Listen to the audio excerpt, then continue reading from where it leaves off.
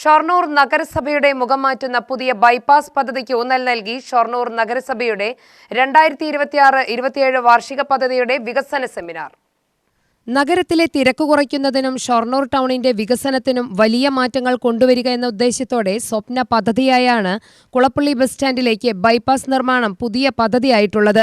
കൂടാതെ ഭാരതപ്പുഴയെ ടൂറിസം കേന്ദ്രമാക്കുക, വയോജന സൗഹൃദ പദ്ധതികൾ, ഷൊർണൂർ ടൗണിൽ വനിതകൾക്ക് വാണിജ്യ വ്യവസായ കെട്ടിട സമുച്ചയം, ഗവൺമെന്റ് ആശുപത്രിയിലെ ഡയാലിസിസ് 2ാം ഘട്ടം, ടൗൺ ഹാൾ പൂർത്തീകരണം, ഷൊർണൂർ ടൗണിൽ വയോജന വിശ്രമ കേന്ദ്രം, ജനറൽ വിഭാഗത്തിന് PSC പരിശീലനം, വനിതകൾക്ക് സ്വയം പ്രതിരോധ പരിശീലനം തുടങ്ങിയവയാണ് മറ്റു പ്രധാന പദ്ധതികളിൽ ഉൾപ്പെടുത്തിയിട്ടുള്ളത്.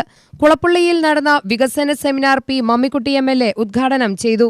ഷൊർണൂരിന്റെ മുഖച്ഛായ തന്നെ മാറ്റുന്ന പദ്ധതികളാണ് പുതിയ വർഷത്തെ വികസന സെമിനാറിൽ ഉൾപ്പെടുത്തിയിട്ടുള്ളതെന്നും വയോജനങ്ങൾക്ക് കൂടുതൽ പ്രാധാന്യം നൽകുകയാണ് ഈ പദ്ധതിയിലൂടെ ലക്ഷ്യമിടുന്നതെന്നും പുതിയ ബൈപ്പാസ് പദ്ധതി ഷൊർണൂർ നഗരത്തിന്റെ വികസന കുതിപ്പിന് വഴിയൊരുക്കുമെന്നും MLA പറഞ്ഞു. എല്ലാ തലങ്ങളിലുള്ള കടമ്പകൾ കടന്നുകൊണ്ടാണ് ഈ പദ്ധതികളെല്ലാം തയ്യാറാക്കി നമ്മുടെ രാജ്യത്ത്, നമ്മുടെ നാട്ടില് നമ്മൾ പ്രാവർത്തികമാക്കിയിട്ടുള്ളത്.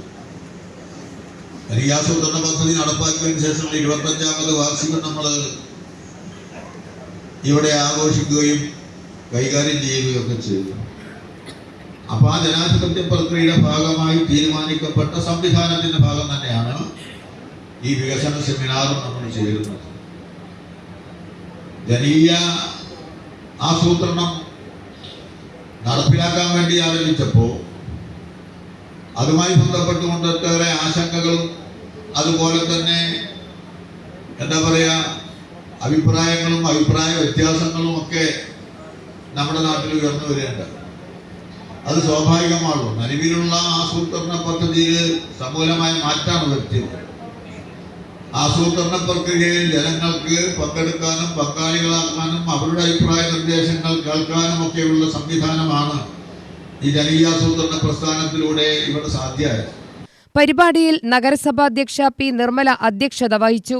ഉപാധ്യക്ഷൻ VK അനുരാജ്, കൗൺസിലർമാരായ CK Soumya, VC Sindhu, C. Raveendran, C. സന്ധ്യ, സിനി മനോജ്, VK ശ്രീകൃഷ്ണൻ, നഗരസഭാ സെക്രട്ടറി PS രാജേഷ് തുടങ്ങിയവർ സംസാരിച്ചു. UTV news, Palakkad.